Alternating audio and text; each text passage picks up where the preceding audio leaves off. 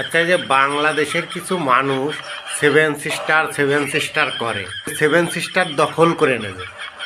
তো এরা কি সেভেন সিস্টার মানে কোনো মেয়ে ছেলে মনে করছে যে সাতটা বোন, এরকম কিছু না তো, যে সাতজনকে এসে হাত ধরে টেনে নিয়ে চলে যাবে, এরকম কিছু কি?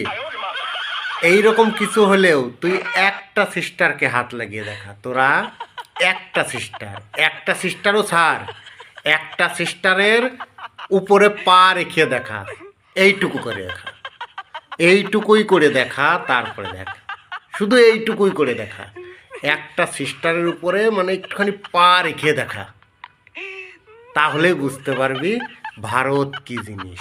এত কিছু মানে লজ্জা শরম একদম নেই, একদম লজ্জা শরম বিক্রি করে খেয়েছে শালারা, কি আর বলবো। দেখুন বাংলাদেশের বন্ধুরা, সবাইকে বলছি না, যে লাফাই শুধু তাদেরকে বলছি, বন্দুকের গুলি দিয়েও মারবো না, শুধু ওখানে যে মশা আছে না, মশায় করে পেঁদে দেবে, তাতেই তোরা মরে যাবি, বুঝতে পারছিস? ওখানে যারা নাগা আছেন, নাগা গোর্খা নাম শুনেছিস?